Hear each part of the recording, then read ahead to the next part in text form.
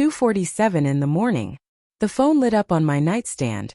A voicemail from a number I'd never bothered saving but recognized on sight. Please pick up. The entire codebase is breaking. Everything is failing.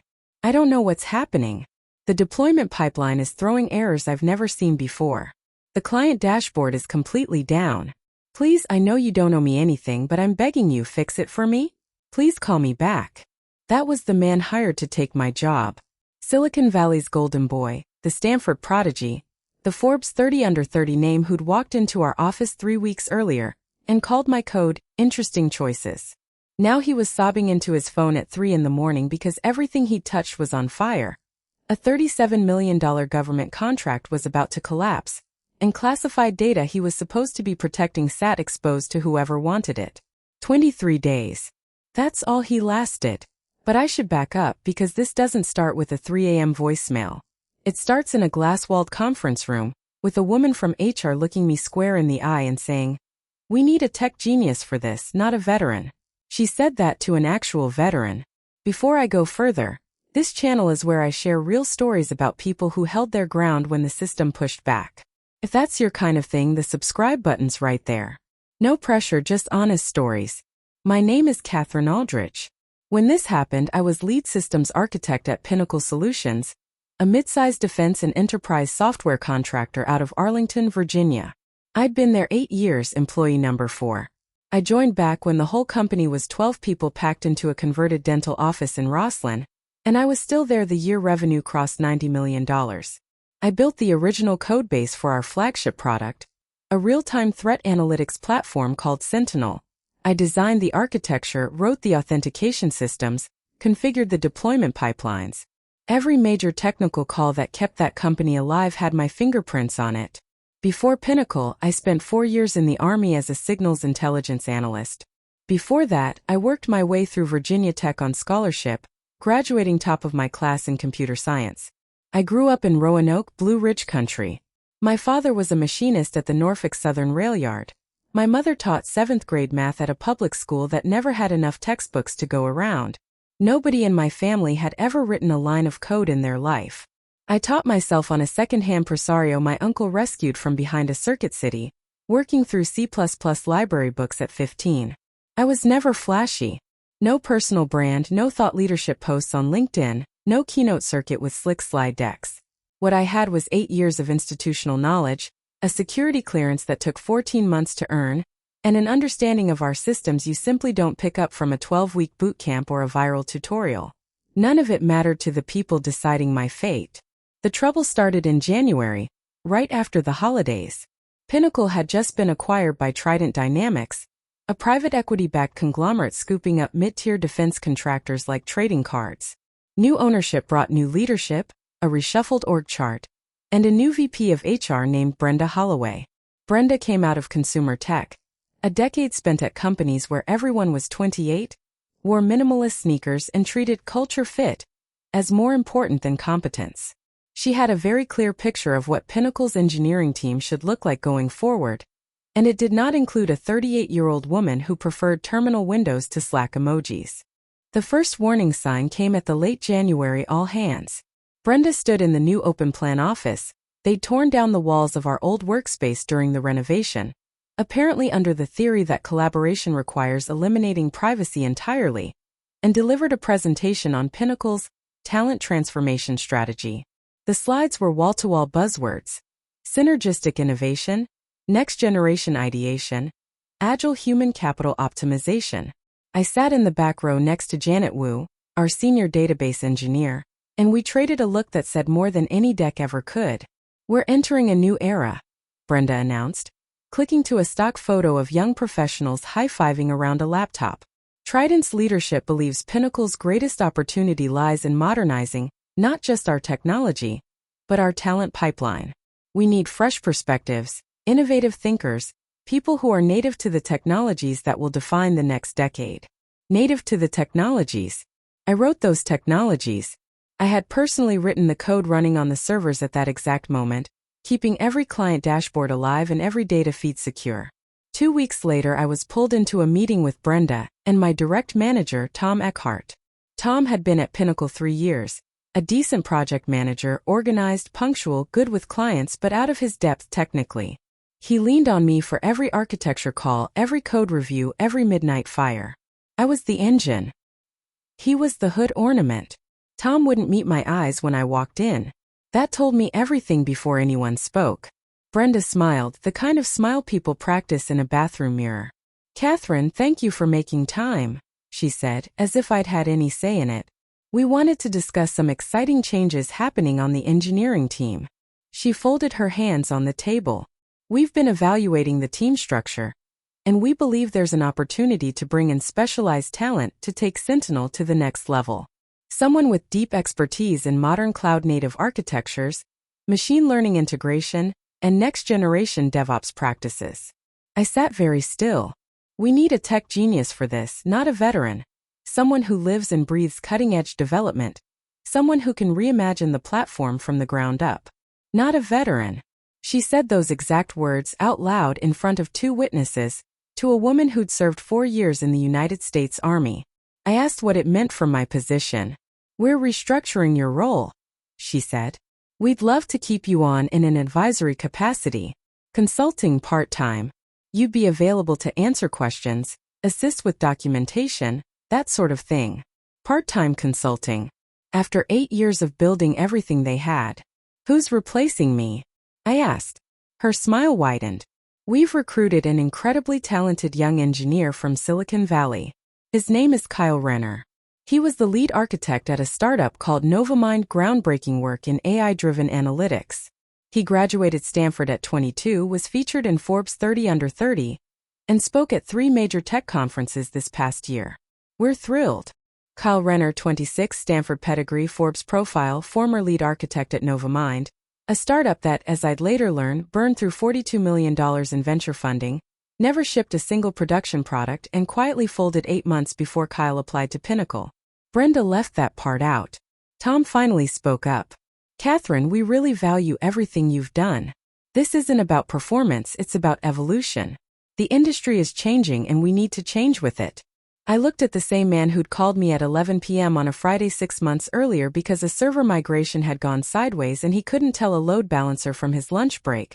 The same man whose name sat on project deliverables I'd built single-handedly. And now he was telling me the industry had moved past me. I didn't argue. I didn't raise my voice. I asked for the consulting terms in writing, requested a copy of my personnel file, and stood up. Janet was waiting in the hallway. She'd already heard. "They can't be serious," she said. "They are." "What are you going to do?" "I'm going to document everything." Kyle Renner started on a Monday. I was still around that week, handing off responsibilities and writing documentation nobody had asked for, but that I knew would eventually matter. He arrived in a cashmere hoodie that probably cost more than my first car, carrying an artisanal wax canvas messenger bag, and a titanium water bottle stickered with "Move fast and break things." That sticker turned out to be the most honest thing about him. Brenda personally walked him around the office like a visiting head of state. When they reached my desk, shoved into a corner now since my old spot near the server room had already been reassigned, she paused. "Kyle, this is Catherine. She's been with Pinnacle a while, and she'll be available on a consulting basis if you have questions about the legacy systems." Legacy systems. Sentinel was barely 3 years into its current iteration. I'd refactored the entire backend 18 months earlier onto modern microservices, running on auto-scaling Kubernetes clusters. There was nothing legacy about it. But legacy was the word that made it sound like I'd been babysitting a COBOL mainframe since 1987. Kyle shook my hand with the firm grip and locked eye contact of someone who'd read a book on power dynamics. "Cool to meet you," he said. "I've been looking at the codebase. Interesting choices." Interesting choices. That's what he called 8 years of battle-tested, production-hardened code that had never once suffered a critical failure. I smiled. "Welcome aboard." Over the next 2 weeks, Kyle launched his overhaul of Sentinel. He scheduled a string of meetings he called architecture sprints, laying out plans to rebuild the platform from the ground up. He wanted to rip out the database layer for a graph database. He wanted to rewrite the API gateway using a framework released 4 months earlier with fewer than 2,000 GitHub stars. He wanted to bolt on a machine learning pipeline for predictive threat analysis, despite the fact that our government clients had strict data handling rules and had never once asked for predictive analytics. I sat in on the first sprint as an observer. Janet was there along with 3 junior developers, Malik, Christine, and Raj, who'd been on my team and now reported to Kyle. He stood at the whiteboard sketching diagrams that looked sharp but made no engineering sense, tossing around phrases like paradigm-shifting architecture and zero-friction data mesh. Malik caught my eye across the table. His expression said everything. Afterward, Christine came to my desk. "Catherine, that framework he wants for the API gateway, I looked into it. The docs are incomplete, it's maintained by one person, and there are open issues flagged as critical security vulnerabilities. Did you tell him?" I tried. He said I was thinking in legacy patterns. I told her to put it in writing, email Tom, CC me, stay specific, stay professional, and keep a copy of everything. By the end of Kyle's second week, the cracks were already showing. He'd talked Tom and Brenda into approving a full rewrite of Sentinel's authentication module, the piece securing login for every government client on the platform. The existing module used multi-factor authentication built to NIST Special Publication 800-63 standards, independently audited twice, never breached in 8 years. Kyle replaced it with a custom OAuth setup he called more elegant, pushed it to staging on a Thursday afternoon without running the full test suite. By Friday morning, every test account in staging was throwing authentication failures. Malik spent the whole day untangling it and called me that evening. "Catherine, I can't figure out what he did. The token refresh logic is circular. It's generating tokens that invalidate themselves immediately. I've never seen anything like this." "I have," I said. "It's a race condition in the session handler. He's making an async call without a mutex lock. Pull the old module from Git history, branch it, run it parallel in staging. Don't touch his code. Let it fail on its own and document every failure." Malik went quiet a moment. "You knew this was going to happen. I've been doing this a long time." The authentication mess was just the warm-up. The next week, Kyle tried migrating the primary database from PostgreSQL to his preferred graph database. No rollback plan, no coordination with DevOps. He just started moving tables on a Wednesday afternoon during business hours while government clients were actively using the platform. The migration corrupted 3 data tables, 2 of them holding classified threat intelligence tied to a Department of Defense subcontract. Janet spent 48 straight hours pulling data back from backup snapshots and told me afterward it was the worst stretch of her 20-year career. Tom sent a company-wide email praising Kyle's bold vision and asking everyone to be patient through the transition. Not a word about corrupted classified data. Not a word about Janet working 2 days straight to keep the company from a contract violation that could have cost its security certification. I saved that email. Then came the deployment pipeline. Kyle decided our existing CI/CD setup, Jenkins-based, with automated testing, security scanning, and staged rollouts, all of which I'd built, was outdated. Over a single weekend, he replaced it with a patchwork of 3 tools never designed to work together. The first time someone pushed code through his new pipeline, it deployed straight to production without running a single test. A monitoring dashboard bug went live, displaying incorrect threat levels to a client at the Department of Homeland Security. That triggered an automated federal incident response protocol. That's when the voicemails started. The first came on a Tuesday night, Kyle's voice strained but still holding together. "Hey Catherine, it's Kyle. I'm having a minor issue with the deployment rollback. The pipeline isn't recognizing previous build artifacts. If you get a chance, could you give me a call?" "Norus. Thanks." I didn't call back. I saved it. The next morning, another one. His confidence already draining. "Catherine, hey, me again. The rollback situation is actually bigger than I thought. Production is serving the wrong build to 3 client instances. I think there's a configuration issue with the container orchestration. I know you set up the original Kubernetes clusters. If you could walk me through the namespace structure, that would be really helpful. Call me when you can." I didn't call back. I saved it. The third came at 11:30 that night, the composure gone entirely. "Okay, so I think I might have accidentally deleted the production namespace. I'm not entirely sure. The cluster is showing 0 running pods. I've been trying to rebuild from the manifest files, but I can't find the manifests. Where are the manifests, Catherine? Please call me." Saved. Then the fourth, 2:47 in the morning. The one where his voice cracked. The one where he begged. The one this story opened with. I saved every single one. The next morning my phone rang again. Not Kyle this time, Tom. Kyle had apparently called him in full panic, and Tom, a man who still couldn't tell a Docker container from a shipping container, had no idea what to do. Catherine, I know this is unusual, but we need you to come in today. There's a critical situation with the platform, and we could really use your expertise. Tom, I'm a part-time consultant now. Those were the terms you offered me. My consulting rate is $250 an hour with a 4-hour minimum. Would you like me to send over a contract? A long silence. I'll call you back, he said. 20 minutes later he did. The rate was approved. Funny how fast budgets loosen up once production is on fire. I drove to the Arlington office that afternoon. The moment I walked in I could feel it. That proud open-plan office now looked like a triage ward after a disaster. Malik was hunched at his desk, dark circles under his eyes, for empty energy drink cans lined up like tin soldiers. Christine was on the phone with a client, speaking in the slow, careful cadence of someone trying to keep a crisis from turning into a catastrophe.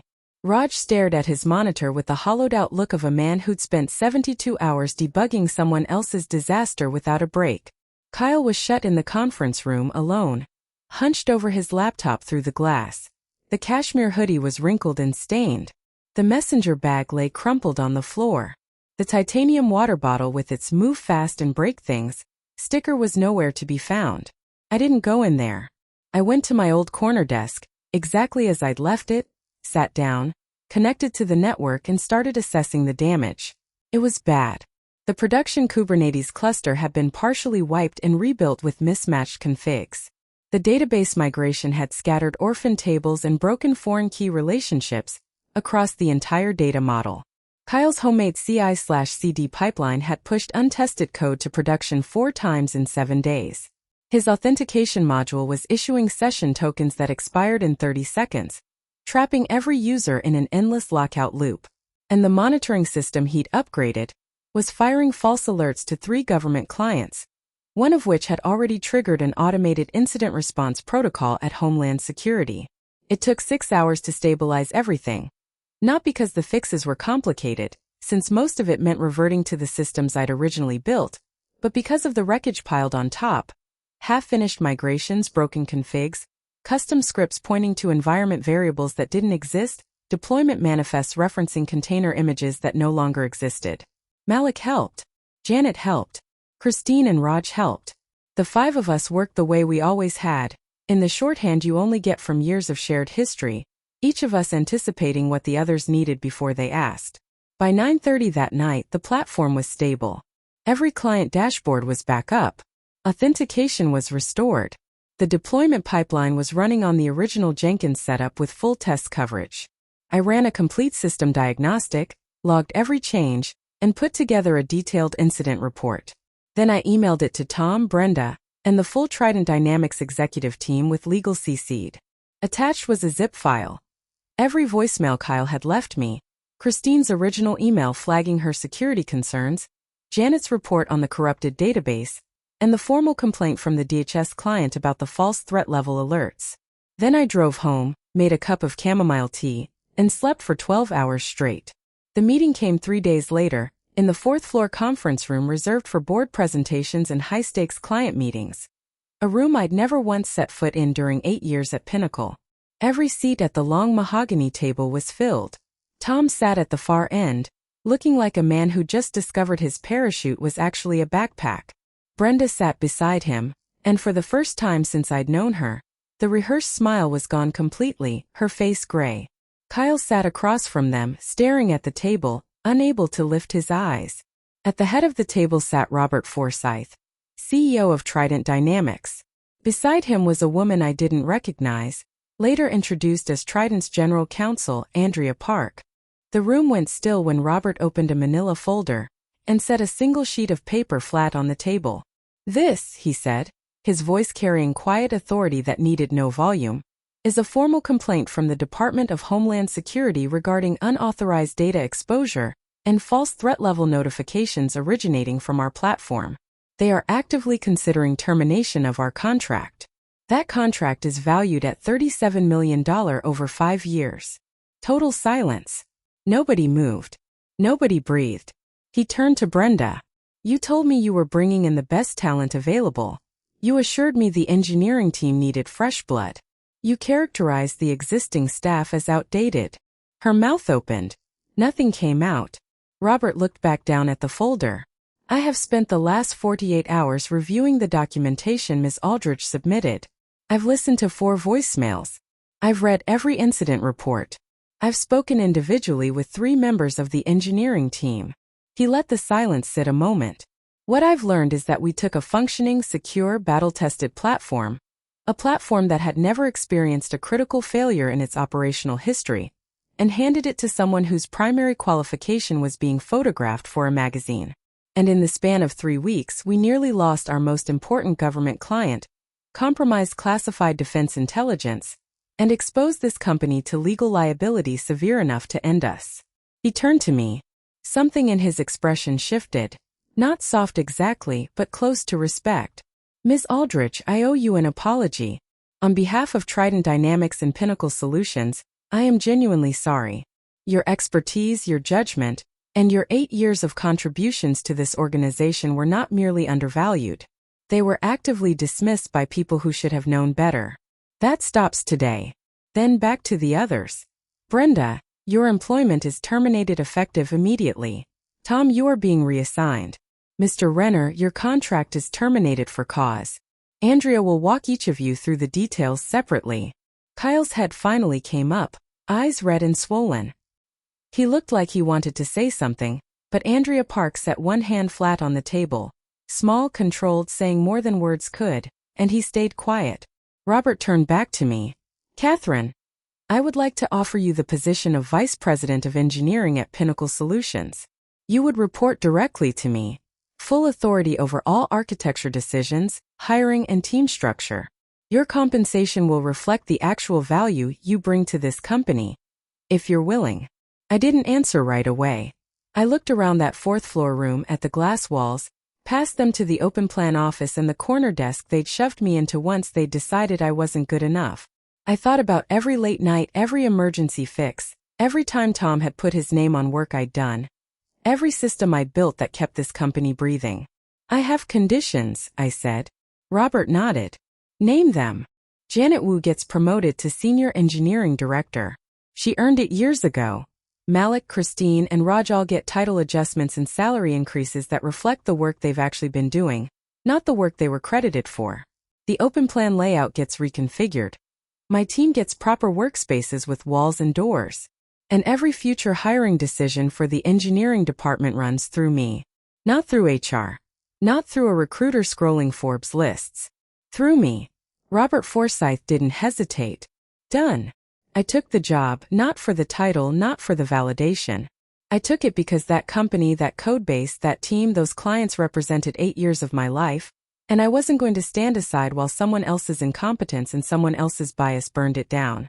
Kyle Renner cleared out his desk that same afternoon. His time at Pinnacle Solutions lasted exactly 23 days. I heard later he updated his LinkedIn to say he'd served as a strategic technology consultant there. Creative interpretation of events. Brenda Holloway was gone by the end of the week, and she didn't say goodbye to a single person on the engineering team. Tom was reassigned to a project management role at one of Trident's smaller subsidiaries in Columbus. I hear he's doing fine there. I don't hold much of a grudge against Tom. He was a weak man placed in a role that demanded strength, and when the pressure hit, he folded. That's not malice. That's just inadequacy. Janet got her promotion. She cried when I told her, and Janet Wu is not a woman who cries easily.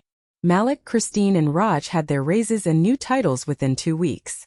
I restructured the whole engineering team so every developer had clear ownership of their domain, real resources, and the autonomy to make actual technical calls.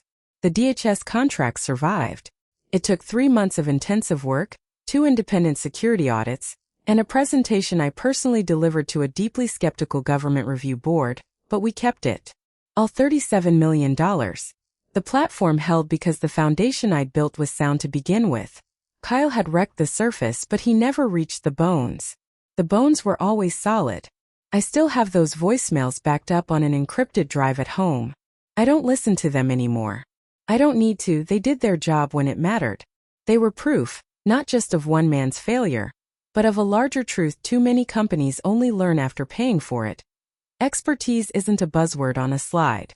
It isn't a resume line or a magazine profile. Expertise is knowing what will break before it breaks. It's understanding not just how a system works but why it was built that way in the first place. It's the institutional memory that tells you there's a note buried on line 412 of a config file explaining exactly why that parameter must never be touched. It's 8 years of quiet, unglamorous, essential work that never once made a magazine cover. You can't replace that with a cashmere hoodie and a keynote slot. If this whole experience taught me one lasting thing, it's this. Documenting everything isn't paranoia. It's professionalism. Every email I saved, every voicemail I archived, every incident report I filed. None of it was a weapon. It was evidence. And when the moment finally came, when the right people were in the room ready to listen, that evidence spoke with a clarity no buzzword, no resume line, and number 30 under 30 headline could ever match. My name is Catherine Aldrich. I'm Vice President of Engineering at Pinnacle Solutions. I was employee number 4. And after everything they tried, after every attempt to push me aside, I'm still here. Because legacy isn't a dirty word. Legacy is what's left standing when everything else falls apart.